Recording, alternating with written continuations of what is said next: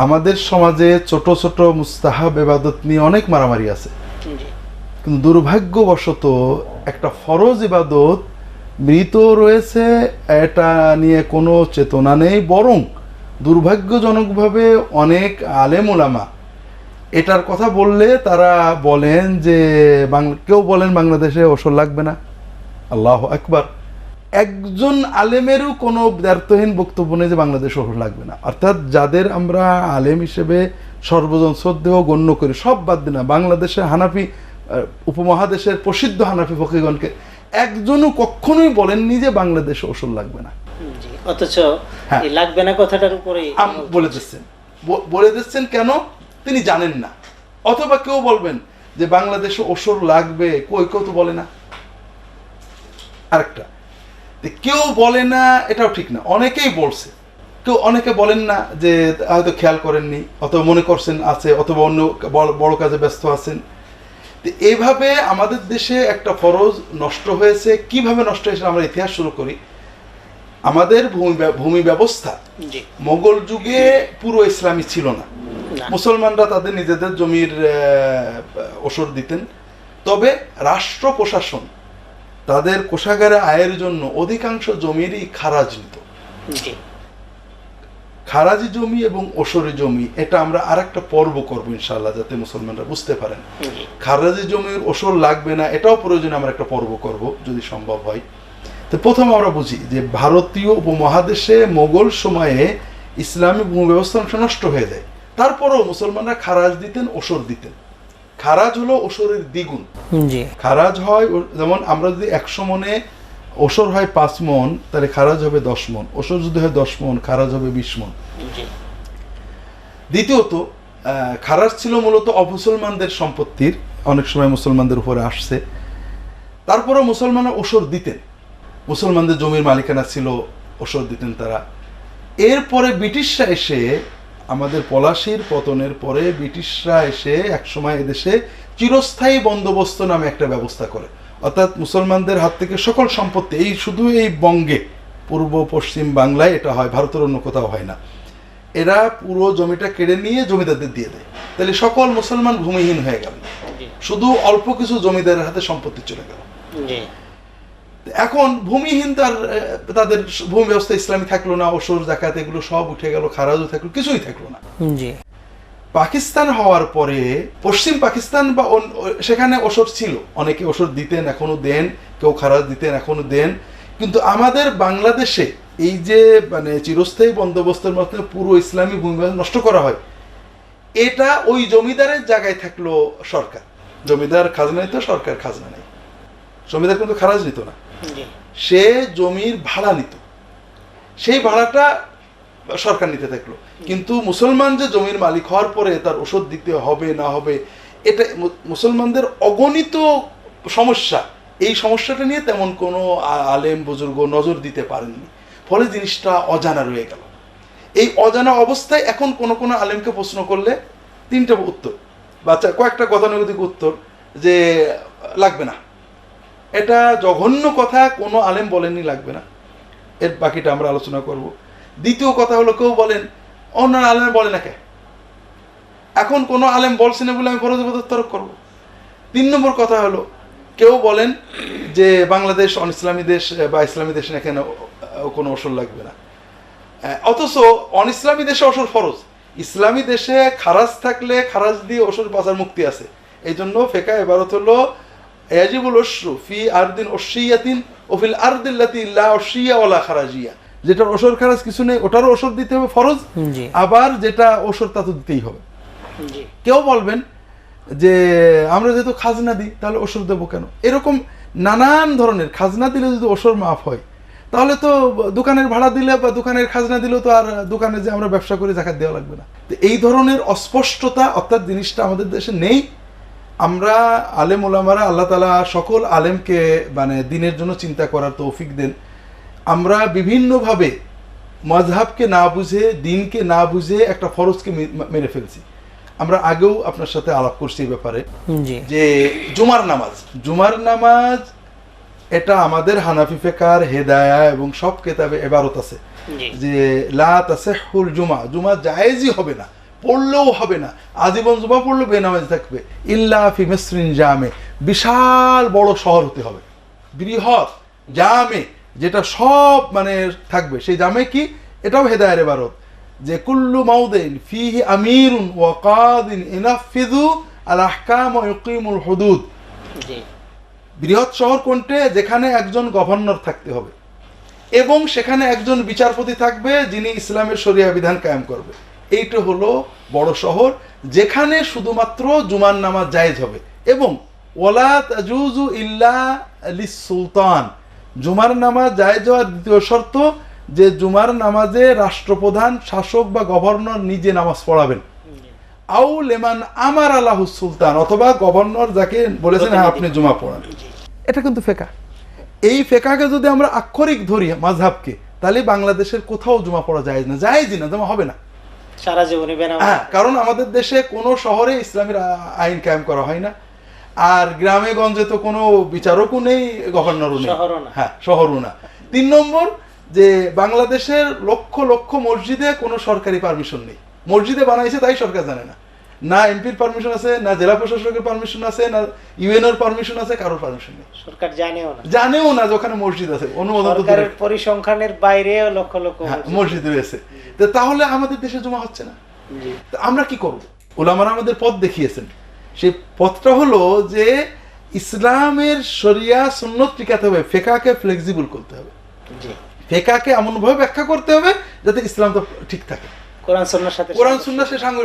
ফেকাকে ভুল ব্যাখ্যা করে জুমাকে বাদ দেওয়া যাবে না, বরং ফেকাকে ব্যাখ্যা করে জুমাকে কায়েম রাখতে হবে। তারা তদ্রুপ ওসরকে ব্যাখ্যা করে বাতিল করার সুযোগ নাই, বরং যেহেতু ওসরের জন্য আল্লাহ তাআলার সুস্পষ্ট আয়াত রয়েছে, এটাকে কায়েম করতে হবে। জি, এখানে আরো দূরত্ব আছে। তাহলে আমরা বুঝলাম যে এখানে বাংলাদেশে হেদায়ের ইবারত অনুযায়ী, মাবসুতের ইবারত অনুযায়ী সুস্পষ্ট যে বাংলাদেশে জুমা হবে না। জি, কারণ বাংলাদেশের কোনো জায়গায় ইসলামী শরিয়াতের হদুদগুলো কায়েম করা হয় না, এবং অনেক জায়গায় গ্রামে গঞ্জে যেখানে গভর্নরও নেই, বিচারপতিও নেই, যদিও শহর জেলাগুলোতে, জেলার বাইরে থানায় কোনো বিচারপতি নেই। 4 নম্বর হলো এখানে কোথাও অধিকাংশ জেলায় তো হয়তো অনুমতি আছে, সরকার জানে বা সরকার অনুমোদন আছে, অনেক জায়গায় ডিসি বা গভর্নর নিয়োগ দেন, বাকি অধিকাংশ জুমা মসজিদের নিয়োগগুলো কোনো সরকার দেয় না, কাজে জুমা জায়েজ হবে না। কিন্তু উলামায়ে কেরাম এই পরিস্থিতি আসার পরে ওই ফেকার এবার উৎপাদন ফেলেছেন, তারা বলেছেন যে না, জুমা সব জায়গায় হবে।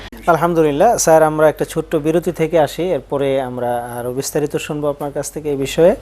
আমাদের বাংলাদেশের প্র্যাকটিক্যাল অনেক সমস্যা আছে। ফেকাকে ফ্লেক্সিবল করেছেন, মারেন করেছেন, করে জুমাকে প্রতিষ্ঠিত রেখেছেন। জি, এখন অর্থাৎ ফরজকে টিকাবার জন্য ফেকার ব্যাখ্যাগুলোকে ফ্লেক্সিবল করে। জি, এখন আসেন ওসরের ব্যাপারে। বাংলাদেশে জুমা হবে না, অর্থাৎ জুমার কিন্তু দুটো দিক, একটা হলো শহর হতে হবে, আর শহরের এটা ফেকায় আছে, শহরের ব্যাখ্যা হলো আমির এবং কাজী থাকতে হবে, আর গভর্নরের অনুমোদন থাকতে হবে, এগুলো সব ফেকায় আছে। এবং বাংলাদেশে যে জুমা হবে না এটাতে ক্লিয়ার। কিন্তু বাংলাদেশে ওসর লাগবে না এটা কোথাও নেই, শুধু একটা কথাই আছে যে যে জমি খারাজি সেই জমির ওসর লাগবে না। বাংলাদেশের জমি খারাজি এটা কোনো ফকি বলেননি, বরং ফোকাহারা যারা লিখেছেন, আসাদ আশরাফ আলী থানভী, আল্লামা মুফতি শফি রাহিমাহুল্লাহ তাআলা আজমাইন খুব ক্লিয়ার লিখেছেন যে জমির মূল ফরজ ইবাদত হলো ওসর, যাকাত। যে জমি খারাজি বলে নিশ্চিত হওয়া যাবে সেই জমির খারাজ আদায় করতে হবে, এবং খারাজের পরিমাণ শরিয়া মতো হতে হবে। যদি জমির খারাজ নিয়ে কেউ শরিয়া মতো ব্যয় না করে, তাহলে নিজের থেকে খারাজ গরিবদের দিতে হবে। আর যে জমি খারাজি না ওসরি জানা যাবে না, এটার ওষুধ দিতে হবে। তারা কখনো দেশ তুলে বলেননি, তারা জমি তুলে বলেছেন যে জমিটা যদি খারাজি হয় তাহলে খারাজ দিলেই চলবে, আর যদি জমিটা ওষুধ হয় ওষুধ দিতেই হবে, আর যদি সন্দেহ থাকে ওষুধ দিতে হবে। বাংলাদেশের জমি সব খারাজি, এটাও কোনো ফেকাই নেই। আবার বাংলাদেশের জমির ওষুধ লাগবে না, এটাও কোনো ফেকাই নেই। আবার কোনো ফকি তো এটাও বলেছেন যে যে জমি খারাজ দিলেও ওষুধ লাগবে। এটা আমরা আরেকটা পর্বে বিস্তারিত যাব। এটা শুধু আমরা হানাফি মাযহাবের দোহাই দিয়ে যারা এটা অন্যায়টা করছেন এটা আমরা বোঝার চেষ্টা করি। আমরা ওসর প্রতিষ্ঠিত হলে আমার আপনারা আল্লাহর দ্বীনের ফরজ ইবাদত প্রতিষ্ঠিত হবে এবং উম্মত বাঁচবে। আজকে মানে যদি মানুষ ওষুধগুলো মাদ্রাসা দিতে পারে, জাকাতের টাকা যেমন দেয়, লক্ষ লক্ষ কোটি টাকার ওষুধ তালিব ইলমদের পক্ষে আসবে, দারিদ্র বিমোচিত হবে, কারণ কৃষি নির্ভর দেশ এটা। এখানে মুসলমানরা উপকৃত হবে, আল্লাহর ফরজ দিন কায়েম হবে। এবং আল্লাহ তাআলার এই দিন কায়েম করলে আল্লাহ তাআলা ফসল যেহেতু আল্লাহ তাআলা দেন, আল্লাহ আমরা যতই ওষুধ কীটনাশক নিরানি দেয়, আল্লাহ যদি ফসল না দেন তো সবই গচ্ছা যাবে। এটা প্রমাণিত সত্য। একটা হলো হাদিস, একটা হলো বাস্তবতা। আল্লাহ রাসূল বলেছেন, যারা জাকাত বন্ধ করে দেয় আল্লাহ বৃষ্টি কমিয়ে দেয়, অনাবৃষ্টি দেয়। জি, তাহলে ফসলের জাকাত আমরা দিই না, এখানে আল্লাহ এই জন্য আমাদের দেশ থেকে বরকত তুলে নিয়েছেন। আর একটা আমি নিজে একেবারে প্রমাণিত সত্য যে যারা ফসলের জাকাত ঠিক করে দেন তাদের জমিগুলোতে ফসলের বরকত বেশি হয়, অন্যান্যদের তুলনায় ভালো বরকত হয়। তো এটা গেল একটা। তাহলে বোঝা গেল যে বাংলাদেশে ওষুধ দেওয়া লাগবে না, এটা কোনো ফকি বলেননি। একটাই কথা যে খারাজি জমির ওষুধ লাগবে না, কিন্তু বাংলাদেশের জমি তো খারাজি না। হ্যাঁ, এই বাংলাদেশের জমি খারাজ এটা কেউ বলেননি।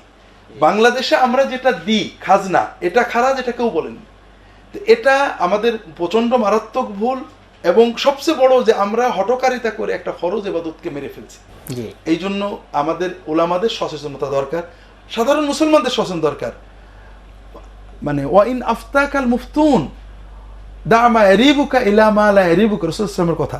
ফতোয়া মুফতিরা দিক, আল্লাহর কোরআনে আছে ওষুধ দিতে হবে, রাসূলুল্লাহ হাদিসে আছে ওষুধ দিতে হবে, ফুকাহারা বলেছেন ইজমায়ে উম্মত ওষুধ দিতে হবে।